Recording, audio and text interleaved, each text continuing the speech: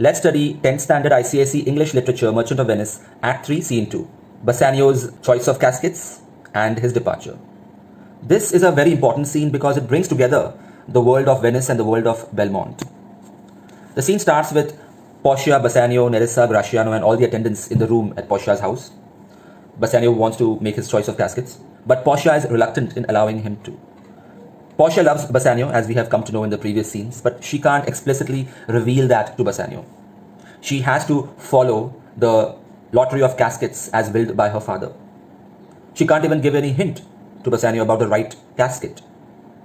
So she wants Bassanio to delay his choice. She wants to spend more time with him because she doesn't know if she would ever be able to spend time with him again. She's saddened by the fact that she can't choose her own husband. Bassanio, on the other hand, wants to make the choice of caskets immediately because he doesn't have the patience. So he feels as if he's on the rack. A rack is an instrument of torture which was used to punish criminals. He uses this expression just to show that he is facing a lot of pain and agony. But Portia latches onto these words and tries to test Bassanio. She asks him, what is the disloyalty linked to your love due to which you feel you are on the rack? Is your love for me not sincere? Bassanio defends himself saying that there's nothing like that. I truly love you and I was just expressing my pain. But Portia asks him to reveal the truth. Bassanio simply says that the truth is that his love for her is pure. And Portia is convinced. Nevertheless, Portia would like to have some music in the background. And a song is being sung. And if you listen to the first two sentences of the song, it goes like this. Tell me where is fancy bred, or in the heart or in the head. And the song goes on. But if you look at the last words of these two lines, bread and head are rhyming with lead. So it is a hint to the audience that the lead casket is the right casket. This is not a hint for Bassanio because she would not break the promise she made to her father. She would never give a hint to Bassanio. So why did she get the music to be played? Well, probably because she's nervous to calm her nerves. She wanted the music. But the justification she gives is that the music would be an apt background for what is going to happen. You see, if Bassanio chooses the wrong casket, then their love for each other would die then and then. She compares their love as a swan.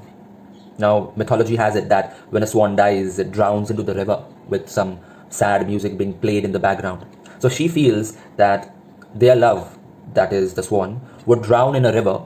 She compares her tears as a river, and the music would be a fitting background sound.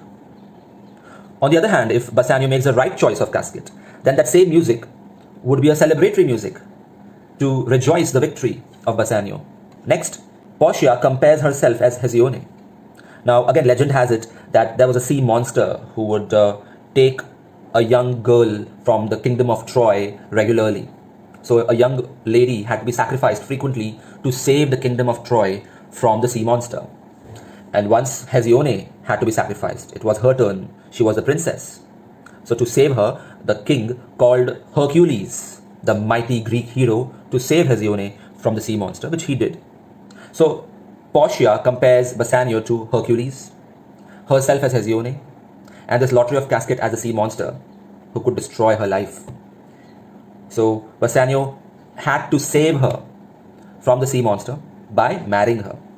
Also, all the attendants at that time would play the role of the ladies who cry as Hesione is being sacrificed. So that's an analogy being used to make it a very dramatic event. Now, Bassanio looks at the inscriptions of all three caskets and tries to think logically about which casket he should choose.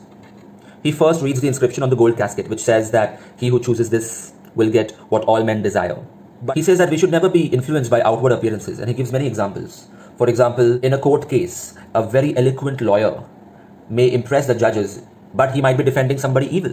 Second example is that a person may quote scriptures from holy books to hide their bad deeds. This reminds us of Shylock, who tried to do this. Third example he gives is that there are people who pretend to be very brave and courageous as if they are Hercules.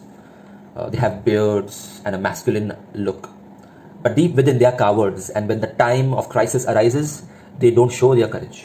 They chicken out.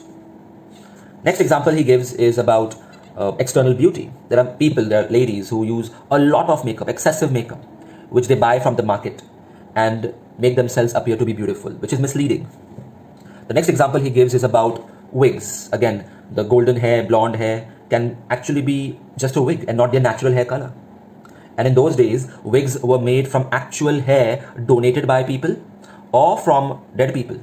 So the wig a person may be wearing, the hair might be belonging to a person who is lying in a tomb. Another example is that an Indian lady might appear to be beautiful because of the beautiful scarf she wears to cover her face. Now, this is quite a racist comment by assuming that Indian ladies are not beautiful and that they are ugly. Another example, a very famous example, about King Midas. Now, if you know the story of King Midas, he was a very greedy person. He wanted a lot of gold. So he was given the power to convert anything into gold. This boon meant that whatever he touched would become gold. But it turned out to be a curse, because when he tried to eat food, that became gold. And he accidentally touched his daughter, and she became gold, a gold statue. And then he realized that it was a curse. So he requests for it to be taken away and everything comes back to normal. And he learns his lesson that greed is not good. And with this, Bassanio concludes that he will not choose the golden casket for the many reasons he gave. For rejecting silver casket, he just gives one reason, that silver currency is used for transactions between people. And he feels that love is not a business transaction, so he doesn't want to associate it with silver, which is a means of exchange between common men.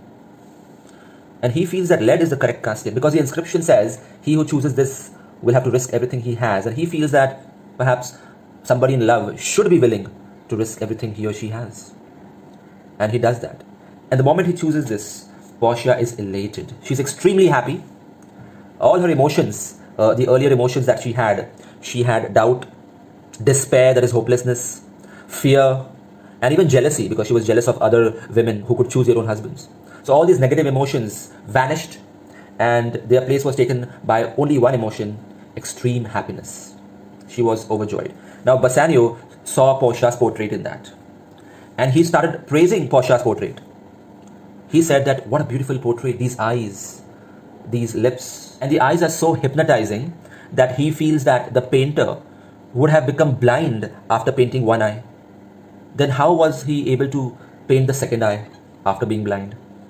So he's just giving flattering praise to Portia. So first of all, he says that my praises are nowhere near the actual beauty of the portrait. My words fall short in describing how pleasant it is. And similarly, the portrait falls short in showcasing the real Portia's beauty. So indirectly, he's saying Portia is extremely beautiful. Then he reads the scroll, and in the scroll it is mentioned that you have won Portia, you were wise enough to select this, you deserve her because you don't love her wealth, and that you may kiss the bride and marry her. Bassanio cannot believe his luck. He can't believe that his dream has come true. He asks for a confirmation from Portia, is this true? Can we marry now?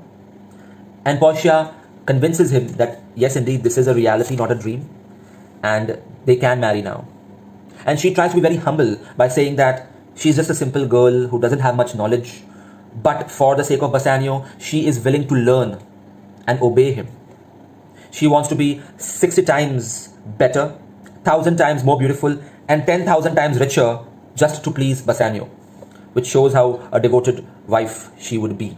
She also mentions that hitherto the mansion belonged to her, all the servants belonged to her. But now, after marriage, Bassanio shall also be the owner of her mansion, and the servants. Again, in those days, wives were supposed to be the possessions of husbands, which is not accepted in today's society. Portia also gives him a ring as a token of their love. Bassanio is extremely overjoyed. He feels like a prince who is addressing his citizens, and the citizens are cheering him. He accepts the ring and he promises that till the time he is alive, he would never part with his ring. Because the ring is a symbol of their love, and parting with it would either mean that their love is over or that he is dead. Now at that time, Nerissa and Gratiano also congratulate them. Now it seems that while the lottery of casket was going on, Gratiano in the background was continuously wooing Nerissa. Perhaps it was love at first sight. And Gratiano, being a talkative person, must have spoken too much and convinced Nerissa to marry him. After all, it would be convenient for them as well, because their respective masters and mistress are also marrying. So Nerissa had laid this condition that if Bassanio wins the lottery, only then she will also marry Gratiano. So Gratiano asked for Bassanio's permission to marry, and Portia and Bassanio were pleasantly surprised that Nerissa and Gratiano liked each other and would like to marry, and they gave their blessings. And at that time came Lorenzo, Jessica, and Salario. Salario, in some cases, has also been called as Salarino. Salario is looking a little sad. He brings a letter from Antonio, and it seems that on his way to Belmont, he met Jessica and Lorenzo. So he brought them along with him because they were a young couple who had almost finished all the wealth that they had stolen. So they had nowhere to go. They were welcomed in the mansion. But the letter brought some bad news for Bassanio. When Graciano revealed to Salario that they had won the Golden Fleece, like Jason had in the legend, and Golden Fleece refers to Portia's hand, Salarino is not excited. He says that, but on the other hand, Antonio has lost a lot. While Bassanio is reading the letter, he is aghast. The expression of his face changes. Portia can understand very well that her to-be husband is distressed, and she wants Bassanio to share with her his sorrows. She wants to know the content of the letter. And now Bassanio reveals the entire truth. He reveals that he's actually a bankrupt person who had borrowed 3,000 ducats from Shylock, and Antonio was the guarantor. And now he's about to lose his life because the deadline is up, and Antonio could not repay the debt because all his ships had wrecked. And he's very sad that he's going to lose his best friend. He tries to check with Salario once again if truly all the ships had wrecked. The ships from Tripoli, Mexico, England, Lisbon, Barbary, India. 6 ships. What a coincidence. What a disastrous coincidence. And Salario said that that was the truth. And now Shylock wanted the pound of flesh as mentioned in the contract which was signed by Antonio. 25 merchants and the Duke personally went to Shylock and requested him not to go forward with this case against Antonio and risk Antonio's life. But Shylock was adamant that he wants the pound of flesh. And we know why he wants the revenge. He wants to take revenge because of Antonio's insulting words, because of the loss in his business he faced because of Antonio. Even Jessica said that she had heard Shylock talking to his friends, Tubulentius, that he would not accept even 20 times 3,000 ducats to leave Antonio. He wants his forfeit. Portia is surprised that the loan amount was just 3,000 ducats. She encourages Bassanio to quickly go and save his friend. She's a very understanding woman. She doesn't want to argue about the lie that Bassanio said. Rather, she wants to solve the problem at hand. So her plan is that they should quickly go to the temple, get married, so that Bassanio would be the legal heir of the entire inheritance. And then he could use money, maybe 20 times 3,000 ducats, up to 60,000 ducats, give it to Shylock, and perhaps be able to save Antonio. And Portia says that till that time, she would live like a widow. She would not rest till her husband comes back safe and sound with Antonio. She also wants to listen to what was actually written in the letter. So Bassanio reads out the letter where Antonio says, Dear Bassanio, I'm sorry to say that I have not been able to repay the loan in time. So I will be losing my life, but I have no regret. If my sacrifice means that you will win the love of your life, then it is worth it. He doesn't want Bassanio to worry about the debts that Bassanio has accrued from Antonio. All the debts are paid. He just has one last request. Before he dies, he wishes to see Bassanio once. So if Bassanio can come to Venice to meet him. But again, he doesn't force him to come. He says that only if you truly love me and you want to meet me, then you come. Otherwise, it's okay if you can't make it. Bassanio decides to leave after marrying Portia.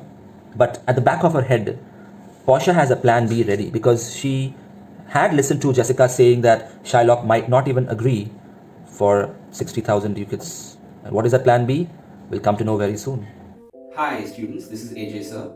If you like this video, press the like button. If you would like to enroll for my online test series or online lectures, email me or message me on Instagram. Check the description for more information.